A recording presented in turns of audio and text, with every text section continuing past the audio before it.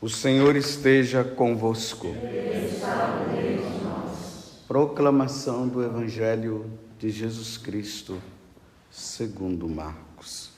Glória a vós, Senhor.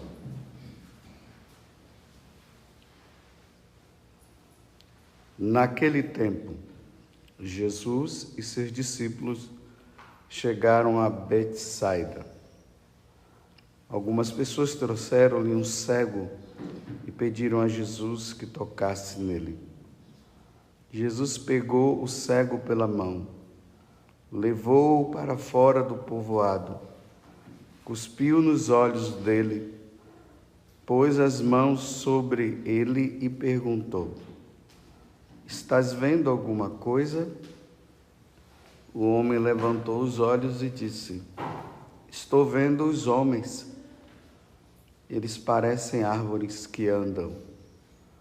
Então, Jesus voltou a pôr as mãos sobre os olhos dele e ele passou a enxergar claramente. Ficou curado e enxergava todas as coisas com nitidez. Jesus mandou o homem ir para casa e lhe disse: "Não entres no povoado." Palavra da salvação. Glória a vós, Senhor.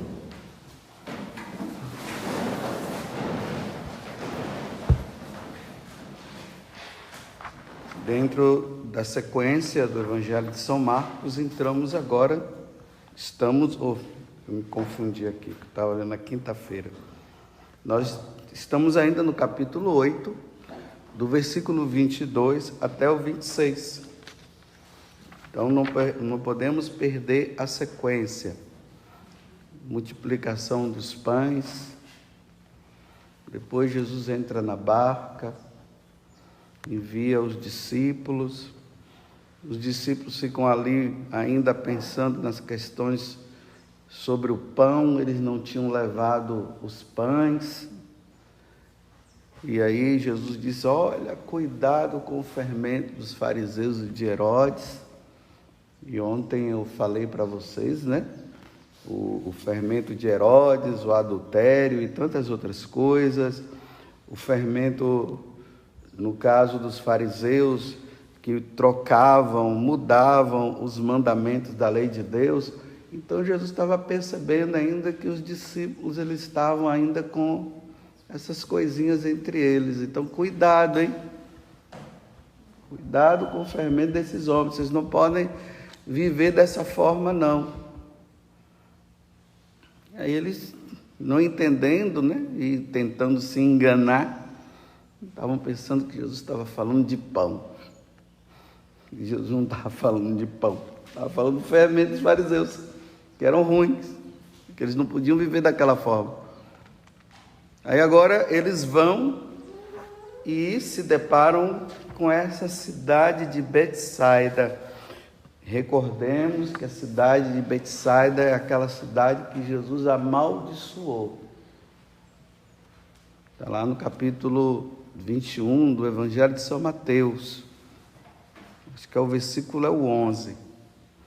Ele vai dizer o seguinte: "Ai de ti, Corozaim, e ai de ti, Betsaida." Porque se os milagres que foram feitos aí, vocês deveriam entrar num processo de arrependimento tão grande que vocês deveriam estar usando até silício como penitência. É nessa cidade que trazem esse cego. Essa passagem do Evangelho, ela só se encontra no Evangelho de São Marcos, o que foi lido hoje, o que foi proclamado agora, só tem no Evangelho de São Marcos. Trazem um cego. Percebam que esse cego não é de nascença, porque se ele disse que ele estava vendo homens como árvore, então significa que ele sabia o que era um homem e o que era árvore. Sabia definir uma coisa da outra. Então aqueles homens que levam, algumas pessoas trouxeram um cego da cidade de Betsaida. Então veja o que é que Jesus faz: tira ele da cidade. Por que Jesus não fez o milagre logo lá? Porque eles estavam em Betsaida, cidade pagã, queria saber de Deus, embora aqueles homens tenham levado, mas não eram homens de fé. Então Jesus leva ele, tira da cidade, faz a cura, e depois Jesus faz aquela pergunta para eles: e aí, meu amigo, você está vendo aí alguma coisa? Ah, não, estou vendo sim, estou vendo homens, mas parece árvores ainda. Por que Jesus não curou aquele homem logo de uma vez? Porque geralmente Jesus cura assim, pã. O poder de Deus estava agora ficando fraco. Então cura o homem pela metade e depois faz a pergunta. Aí o homem, ele diz assim: olha, eu estou vendo homens ainda como árvores. Eu estou vendo, mas ainda estou vendo homens como árvores. Eu ainda não estou vendo a coisa claramente como deveria ver. Aí Jesus vai lá e cura e diz: e agora? Agora eu vejo com nitidez. Eu vejo tudo de forma clara. E aí Jesus, agora que ele está curado, diz assim: não volta para Betsaida não. Vai para a tua casa. Né? Porque voltar para Betsaida, cidade corrompida, pode ser que ele se corrompa de novo, né? Então é melhor não ir para lá. O que é que isso pode trazer para nós? A nossa vida espiritual, ela passa por fases. Existem momentos que nós ainda não enxergamos as coisas com toda a clareza.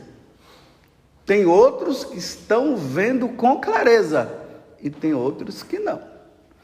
Ele só vai ver com clareza se ele permanecer numa vida de oração, numa vida com Deus. Lembre-se aqui que quando se fala que nós católicos precisamos ter uma vida de oração, não pense que vida de oração é só ficar diante do Santíssimo ajoelhado ou rezando o seu terço.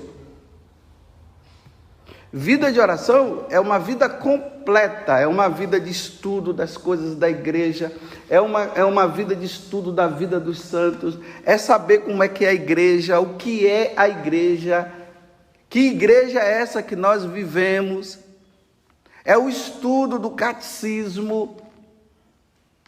Isso dá clareza. Porque se fica somente ali, na sua oração do seu texto, me desculpe eu usar até agora essa expressão, mas não estou desclassificando o texto não. Fica só no tercinho, Pai Nosso e Ave Maria e Glória ao Pai. E não se aprofunda nas coisas, nem se aprofundar, no terço se aprofunda. Não sabe o que é terço, sabe o que é rezar o Pai Nosso, Ave Maria. Fica ali, aí contempla algumas coisas e fica pedindo: me dê isso, me dê isso, me dê isso, me dê isso, me dê. E quando Deus não dá, fica com raiva porque não deu, porque rezou e Deus não deu. Vida de oração, repito, não é somente isso, é um complemento, é ver a realidade, é ver as coisas, tudo isso deve nos levar a uma clareza. Só que, quando você começa a ter clareza, meu filho, coloque as suas costas, porque vão bater em você. Aí vai apanhar. Aí você vai ser provado. Porque quando nós vemos as coisas com clareza, aí nós não vamos agir de acordo com o mundo, no caso, porque o mundo está fora da casinha. As pessoas estão vivendo fora da casinha, fora da realidade. Aí quando você tem clareza, aí você começa a agir de forma contrária. Quando você age de forma contrária, aí começa a perseguição. Porque aí você vai se tornar também, como o Tiago está dizendo aqui, não somente ouvinte, mas praticante. E aí Quando se diz praticante, meu filho e minha filha, aguenta agora. Aí vocês sabiam que tem gente na igreja que prefere ficar vendo os homens como árvores? É mais cômodo. Aquela fezinha do mais ou menos. Porque, sabe por quê? Ver as coisas como elas são é dolorido. E as pessoas, elas fogem da dor. Elas não querem sofrer. Só que não existe cristianismo sem sofrimento. O sofrimento só se acabará quando nós estivermos na eternidade. Então vamos olhar para Jesus. Só sofrimento. Desde quando ele nasceu.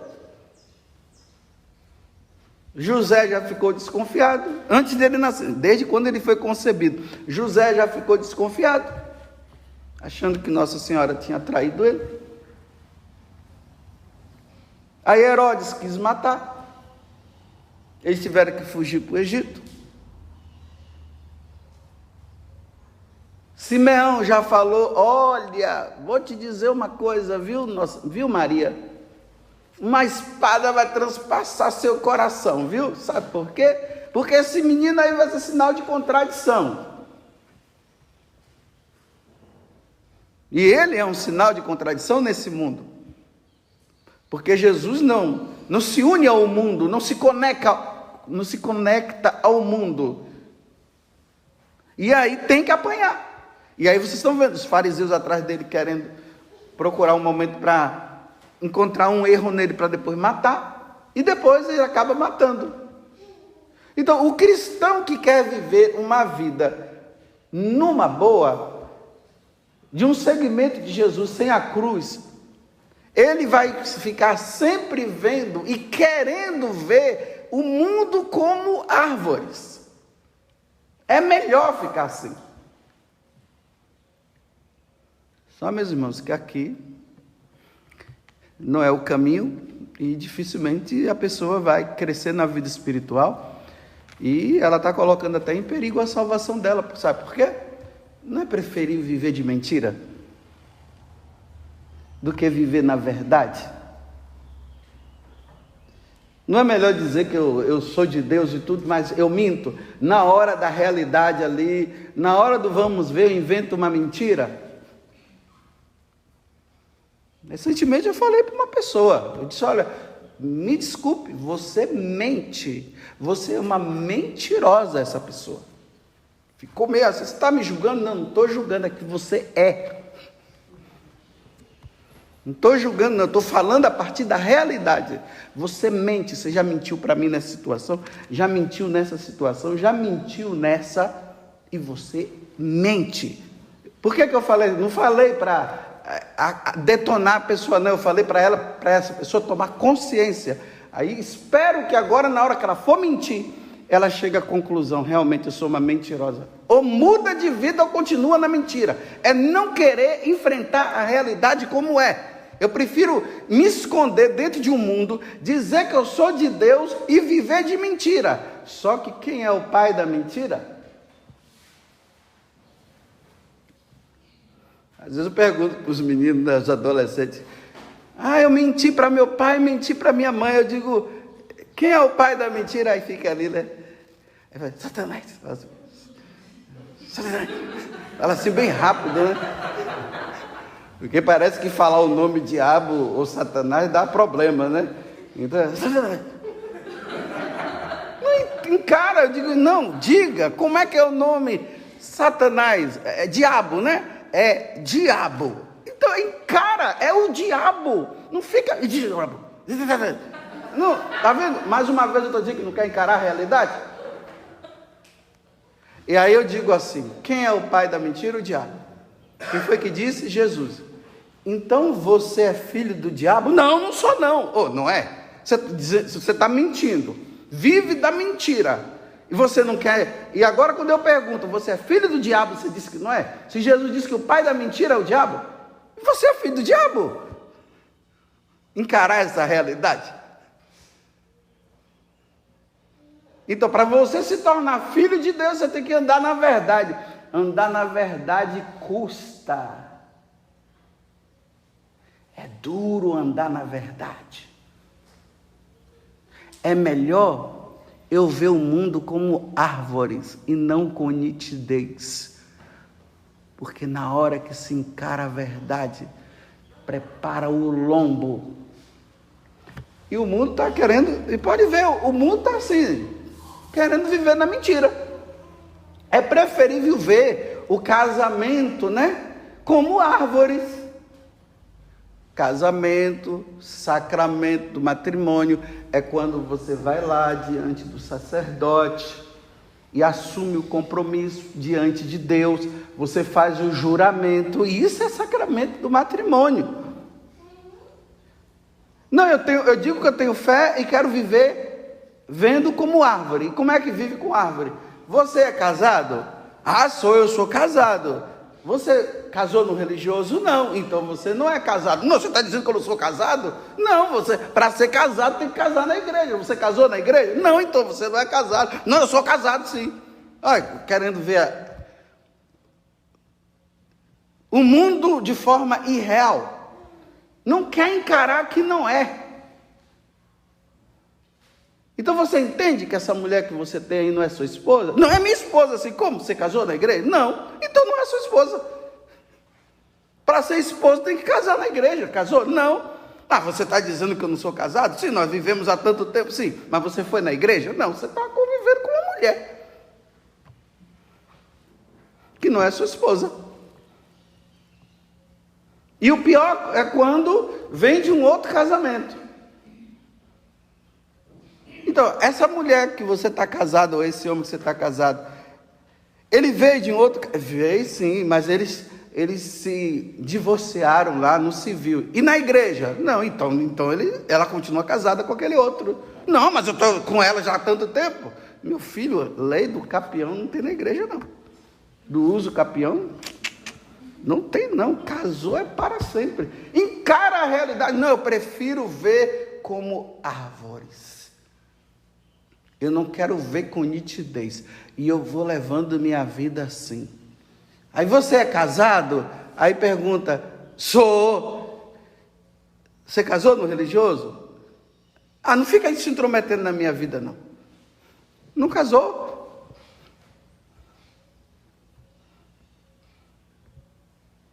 Ah, mas aí eu pedi uma bênção, o padre deu uma bênção.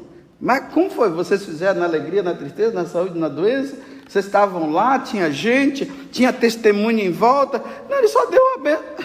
Você não é casado. Encare que você não é casado. Vai casar quando? Agora, aplique o que eu estou dizendo para todas as situações da sua vida. Hoje eu disse para Jesus, eu não quero ver os homens como árvore, eu quero ver as coisas como elas são, na sua nitidez e na sua clareza.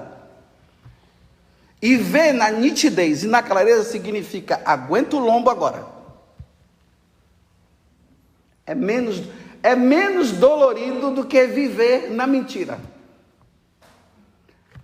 Por isso que tem muita gente hoje atrás de terapia. Porque não quer viver a sua realidade. O psicólogo está ali ouvindo e está esperando, e está indicando, está dizendo. E se você, porque é assim que o psicólogo vai fazendo, né? É assim. E se você fizesse isso? Ah, isso não. Ele está dando a indicação. Porque ele não pode interferir. Ele tem que levar a pessoa a dar as respostas, porque as respostas já estão dentro dele. Só que ele está fugindo da realidade. Então, de vez em quando, o psicólogo faz uma... E se você fizesse isso? É assim, né, Vanusa? Mais ou menos, né? Já que você é psicólogo.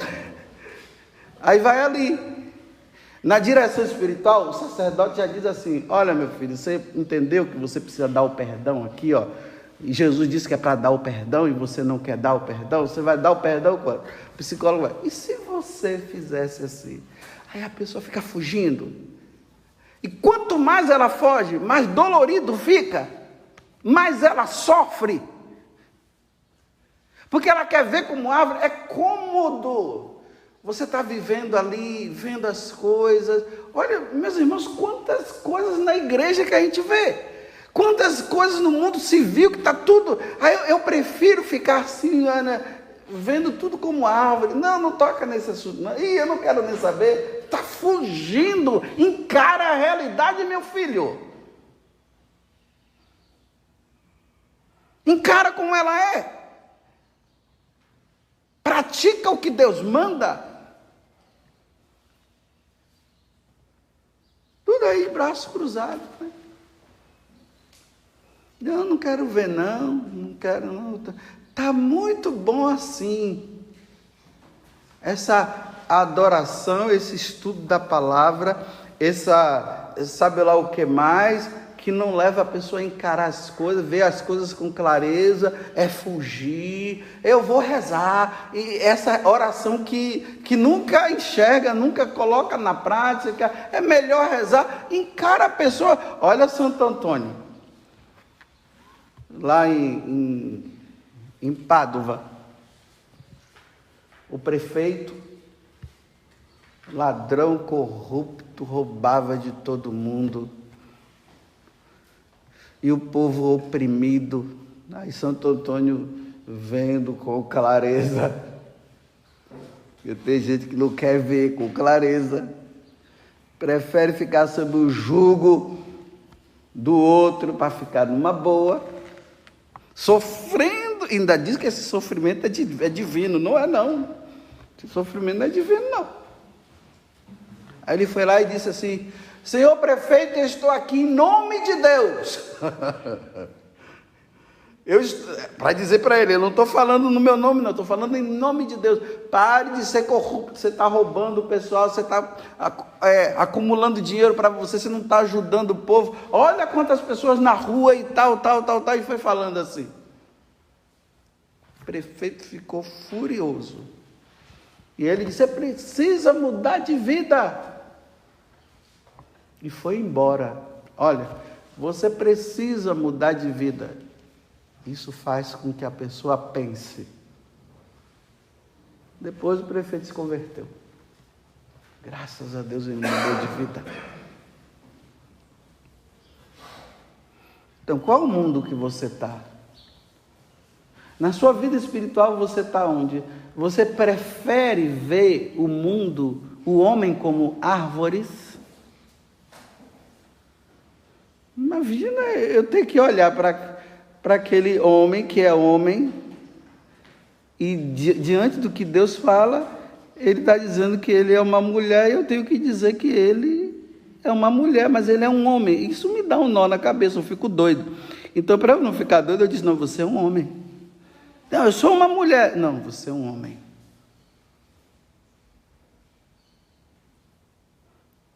Você menstrua? Não, então você não é homem. Ou então se você não menstrua, então você é homem. Pega logo aqui. Porque o que eu sei agora, até agora, quem menstrua é mulher. Agora, se Deus está fabricando um novo tipo de homem aí, não sei. Encara a realidade.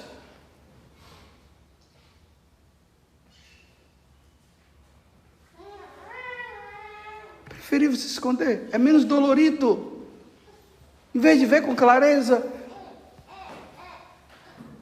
Essa vida aqui de oração que não leva à clareza, essa vida com Deus, eu não sei como é que as pessoas conseguem querer enxergar as coisas, os homens como árvore, e em vez de verem com clareza, vejam com clareza e assumam. Não, é preferível ficar ali, olha, aquele sofrimento, aí fica, isso dói, a pessoa não consegue dormir, ela anda na tristeza, fica de cabeça para baixo o tempo todo, ela não muda e é preferível ficar assim. Eu não quero, agora eu estou falando eu, Padre Augusto, eu não quero viver vendo homens como árvores, eu quero ver com clareza.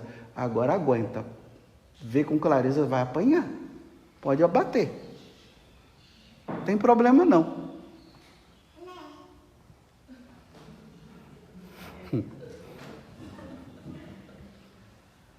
Tem problema.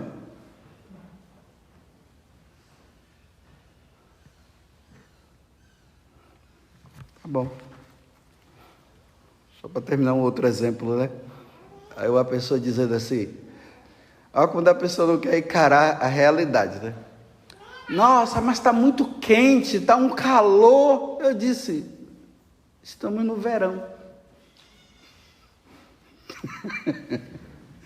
Está falando óbvio. Aí a pessoa disse assim para mim, mas eu não cheguei no grau do senhor ainda. Eu disse, não é questão de grau, é que nós estamos no verão. Encara a realidade. Agora, se tivesse no inverno e num calor daqueles picante, aí eu dizer, nossa, que calor, né? Porque está no inverno, eu posso falar isso, mas no verão, você espera o quê? No verão frio? Então encara, meu filho, não fica vendo as coisas como árvore, não. Tá calor mesmo, você vai suar. Aí já colocaram até o lenço aqui para enxugar o rosto, eu vou enxugar, porque eu fico esquecendo todo dia. Aí, tá calor, ó. Ainda mais que eu estou com uma camisa Hering por baixo. Estou com uma outra camisa de manga comprida por baixo dessa. Aí por baixo dessa tem a batina. Depois da batina tem a alva. Depois da alva tem a casula. Você quer que eu sinta o quê? Frio? Aí vem o outro e pergunta para mim, pai, você está com calor? Você não está com calor, não? Tô. No fundo ele está dizendo assim, por que o senhor não tira essa roupa? Você quer que eu fique nu? Nu eu não vou ficar, não. Então eu vou encarar a vida como ela é. Eu preciso usar essa roupa porque essa é a minha roupa. Então tá aí. Pode ser que de vez em quando eu fique aí à vontade, mas essa é a minha roupa. No frio e no calor. No outono e na primavera. É a realidade.